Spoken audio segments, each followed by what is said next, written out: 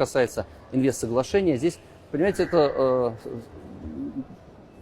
суть в том, что любые инвестиции, когда они делаются за рубеж, они должны быть защищены.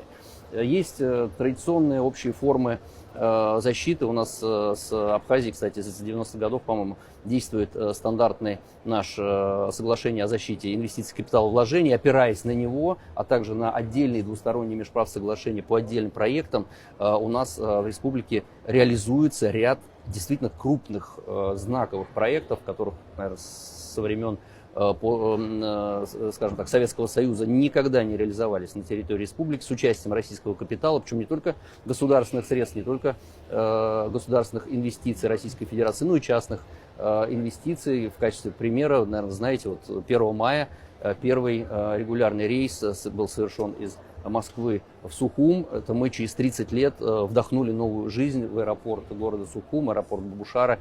Это все сделано благодаря деньгам и участию крупного российского инвестора. Но инвестиции инвестора нашего там защищены международным правовым соглашением, межправительственным соглашением, которое было подписано в 2023 году. И я думаю, что и абхазские коллеги это прекрасно понимают. Они прекрасно понимают, что инвестиции надо защищать, надо давать инвестору гарантии, не изменения условий, давать какие-то льготы по налогам. При том, что инвестор через свои инвестиции, это то, чего как раз и хочет абхазская сторона, инвестор это делает.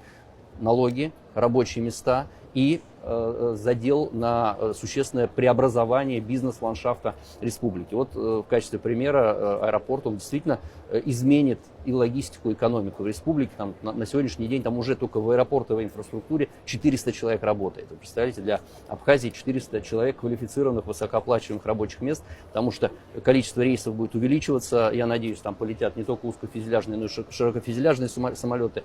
Я думаю, там пункты пропуска, которые мы там сделали, будут работать тоже с большим напряжением, а там международный пункт пропуска в аэропорту. Так что здесь все это связано, и все это благодаря инвестициям, которые защищены международным правовым соглашением. Поэтому мы найдем с нашими абхазскими партнерами формы защиты российских инвестиций. Надеюсь, привлечем еще много,